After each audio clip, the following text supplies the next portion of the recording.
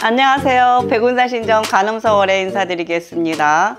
새해가 밝았고 이제 그 정도 지났습니다. 제가 지금 말씀드리려는 거는 12띠에 대해서 제가 한 해 들어오는 살을 말씀드렸어요. 근데 이 살에 대해서 간단하게 말씀을 드리니까 사람들이 좀 잘 모르는 경우도 있고, 또 어떤 사람은 이런 사람들도 있어요. 나쁜 얘기는 듣기 싫어. 좋은 얘기만 들을 거야. 그래가지고 유튜브 찾아서 좋다는 말만 다 듣습니다. 그 심정 저 이해해요. 근데 좋다는 말로는 좋아서 넘어가면 그만인데 나쁜 걸 못 피해가면 이게 참 중요하거든요. 나쁜 거를 피해서 잘 보내버리면은 오히려 좋아지는데, 사람들은 이 순간에 일어나는 찰나의 선택을 잘못해가지고 인생을 망치는 경우가 많습니다. 그래서 저는 한 해 시작할 때마다 나쁜 살부터 먼저 말씀을 드리고 나쁜 것부터 피해가라고 미리미리 얘기를 해드려요. 그리고 좋은 건 어차피 좋으니까 천천히 늦게 말씀드립니다. 그래서 한 해 일어날 일들을 제가 쭉 훑어서 말씀드리고, 제일 나쁜 살이 올해 들어온 살 중에 세파살이에요. 올해 개띠들한테 들어온 살이죠. 이 세파살은 한 해 동안 본인을 엄청나게 괴롭힐 정도로 사마라는 것이 들어옵니다. 사마라는 것이 한 해 동안 사람한테 붙어 다니면서요, 이 사람한테 망하게 하는 일을 만들어줘요. 나는 성격상 워낙 참해, 워낙 싸우지도 않아, 나는 원래 조심해. 그래도 이 사람들 마음을 다 뒤집고 흔들어 가지고 어떻게 하든 너 망해야 돼. 그래서 주변 상황으로 우환이 생기든 고통이 생기든, 아니면 이도저도 안 되면 아프기도 합니다. 그리고 가장 먼저 하는 일이 시비싸움 하게 돼. 주변 사람들로부터 가장 가까운 사람들한테 시비싸움해서 사람들을 힘들게 하거나, 아니면 회사 내에서, 아니면 지나가는 사람들한테 시비 걸거나, 이렇게 해서라도 그 사람을 망하게 하는 게 이 세파살이 하는 일입니다. 우리 아주 옛날에는 우리는 신의 나라입니다. 신이 이미 규칙을 만들어 놨어요. 그래가지고 사람들이 옛날부터 전해 내려오는 말들, 잊혀져 가고 있는 말들 중에 하나가, 야, 사람 함부로 때리지 마. 손에 살 내리면 죽어. 그러면 큰일 나. 라는 말은 은연중에 우리 나이 때 되면 다 들은 사람들이 많습니다. 그래서 조심하라고 하는 거죠. 근데 사람들이 이 조심하지 않는 이 순간에 모든 걸 망치기 때문에 제가 그래서 조심하라는 말로 한 해의 나쁜 살부터 말씀드립니다. 제일 먼저 세파살에 부부 이별수, 아니면 가족 간에 싸우는 시별수, 사람들의 이별수를 먼저 말씀드리는 건요, 사람은 더불어 살아야 돼요. 나 혼자 힘으로 잘 살지 못하는 거 옆 사람과 더불어서 힘을 합치면 더 잘 살 수 있거든요. 근데 이거를 못하기 때문에 혼자서는 죽어도 안 되는 것들이 많더라고요. 그래서 더불어서 살기 위해서는 이걸 조금 피해가야 됩니다. 이거 더불어서 살지 못하게 이 사마라는 것이 그렇게 장난을 치는 거거든요. 그래서 어떤 경우는 부모지간에, 부부지간에, 자식지간에, 회사에서 동료지간에, 친구지간에 싸워서 힘들고 아파서 호소하러 오는 사람들이 많습니다. 그래서 제가 이 이별수를 막아라라고 합니다. 첫 번째 이별수는요, 부부가 이별하는 걸 막고 싶습니다. 사람들은 12년에 한 번씩 권태기라서 그래, 뭐 때문에 그래, 뭐 때문에 그러고 이혼을 합니다. 그 중에 제일 무서운 게 이 돼지떼한테 들어온 사부살하고 개떼한테 들어온 세파살입니다. 이 살이 부부지간 사이를 갈라놔요, 자꾸. 그래서 싸우게 만들어요. 그래서 니네 부부 헤어져 하게 합니다. 이 사마라는 나쁜 기운이 그렇게 하는 일이에요. 근데 우리는 어떻게 해요? 그 나쁜 기운한테 쓸려가면 될까요? 안 돼야 되잖아요. 그래서 웬만하면 참자, 싸움을 참으라고 하는데 이게 어려워요. 성격이 급한 사람은 못 참아서.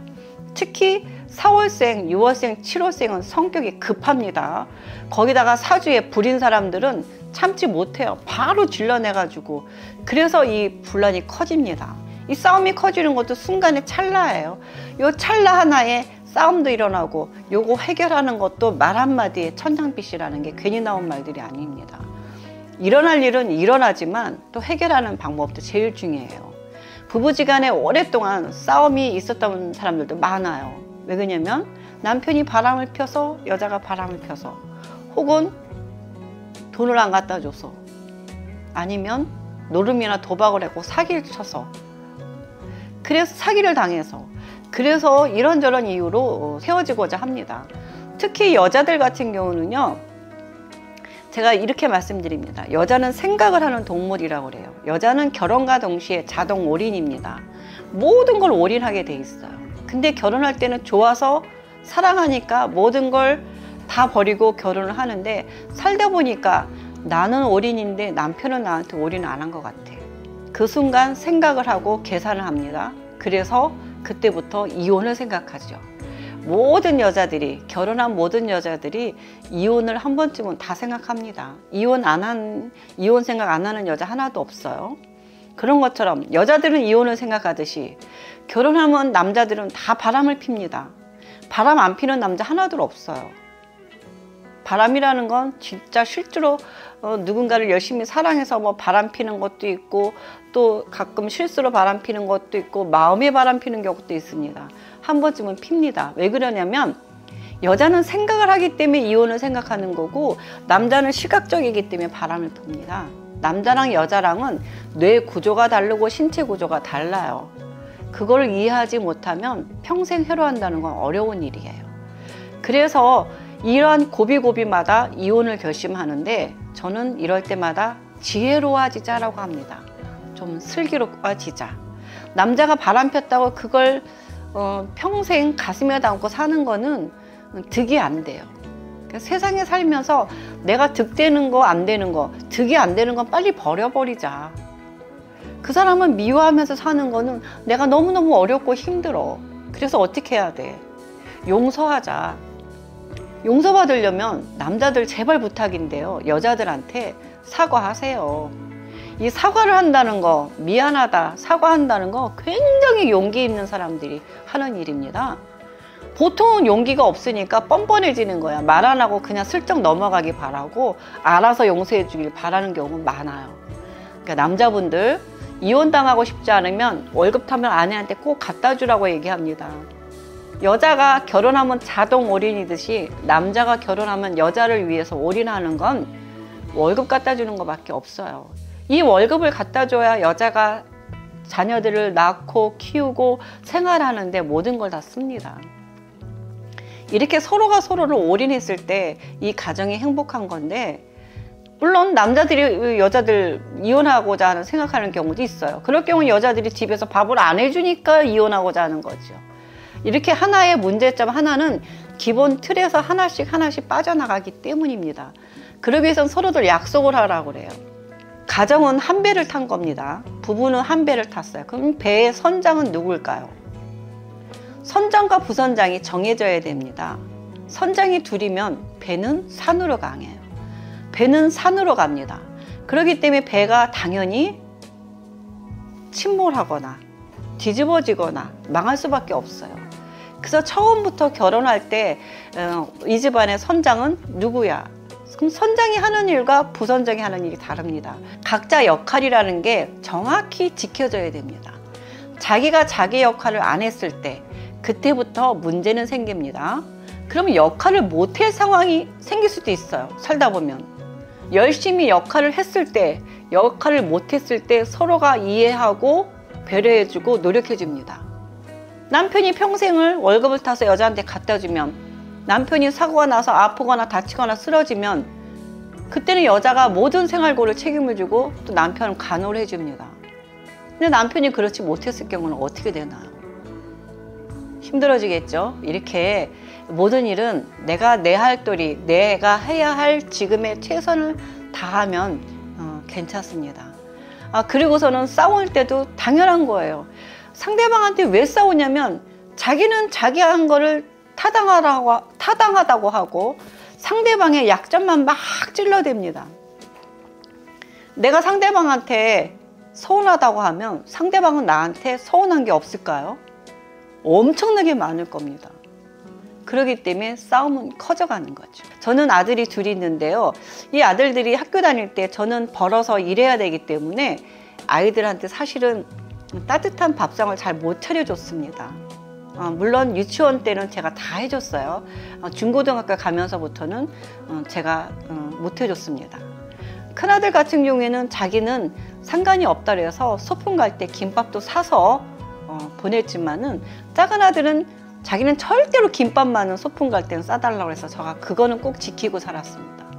근데 어느 날인가 아들들이 와서 저한테 얘기를 하더라고요. 엄마, 나는 학교 갔다 오면 저렇게 잘 차려진 밥상에 밥 먹고 싶어. 텔레비나 드라마 보면은 밥상에 맛있게 많은 반찬 차려놓고 밥 먹잖아요, 아침밥.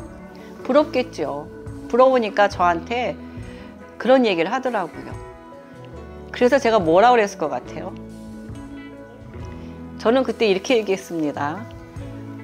그래, 그렇게 못해줘서 미안해. 근데 나는 엄마가 너무 장사로 가면 힘들기 때문에 아들들이 학교 끝나서 좋은데 하버드대 가는 꿈도 꾸고, 그리고 학교에서 공부 잘해가지고 저녁 때 퇴근할 때 오면 아들이 엄마 도시락도 싸다 주고, 그리고 가게 문도 닫아주고, 이러는 아들이었으면 좋겠어 라고 우리 아들들한테 얘기했습니다. 근데 저희 아들들 참 착해요. 옛날에 엄친아란 소리 들을 정도로. 그 말을 들은 이후로 아들들이 저한테 단 한 번도 밥상 차려달라고 부탁한 적이 없습니다.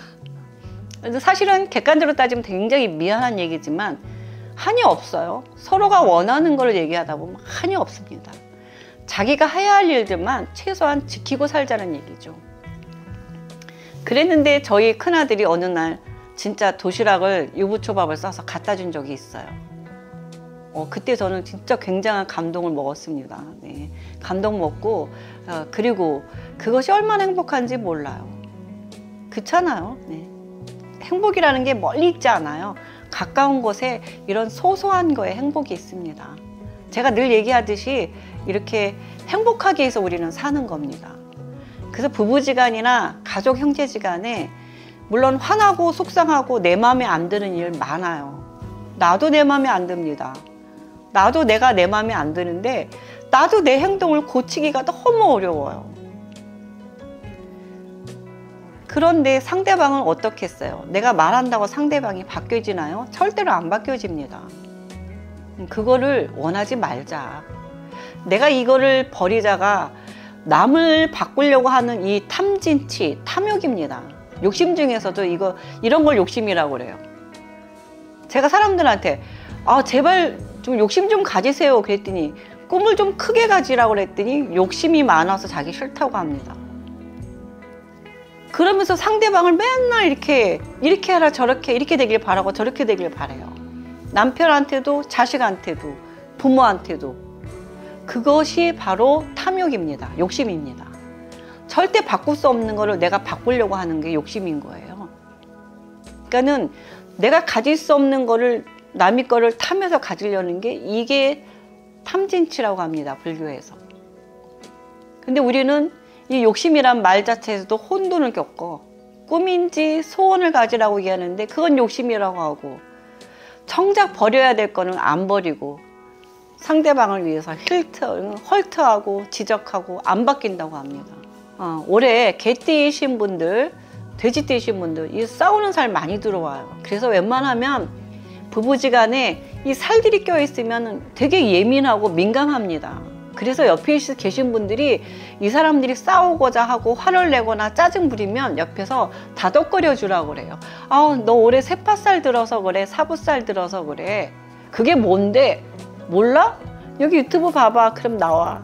되게 쉽잖아요. 그럼 듣는 사람들은 조금씩 이해를 해요. 그리고 조금씩 노력하는 겁니다. 하루아침에 못 바꾸는 거니까요. 그렇게 사라져 가면 내 생활이 조금씩 업그레이드 되고 아주 나쁜 일을 조금만 나빠가는 겁니다. 이혼해서 좋을 것 같죠? 안 그래요. 남자분들 이혼하면 돈 있어야 또 새로운 여자 만나요. 돈 없는데 누가 좋은 여자들이 오겠어요? 여자분들 영화나 드라마처럼 이혼하면 멋진 왕자님이 올 것 같은데 실제로 오지 않습니다. 세상은 사기꾼들이 느글느글해요. 드글드글합니다. 이혼했다면 위자료 있는 줄 알고 사기꾼들만 많이 붙어요. 세상은 위험에 빠져 있기 때문에 그래도 남편이 있는 것이 좋고 없는 것보다. 그래서 이별하지 말라고 그래요, 웬만하면.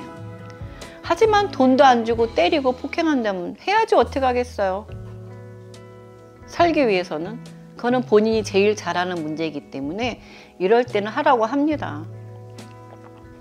네, 이렇게 제가 이혼을 조금 예방하고자 이런 말씀을 드리는 거 잘 들으셨으면 좋겠습니다. 힘든 일이 있다면 이런 거 이야기를 듣고 참고하시고 올해 개띠들한테 들은 이 세파살 잘 이겨나가시고, 돼지띠는 전조 증상이에요.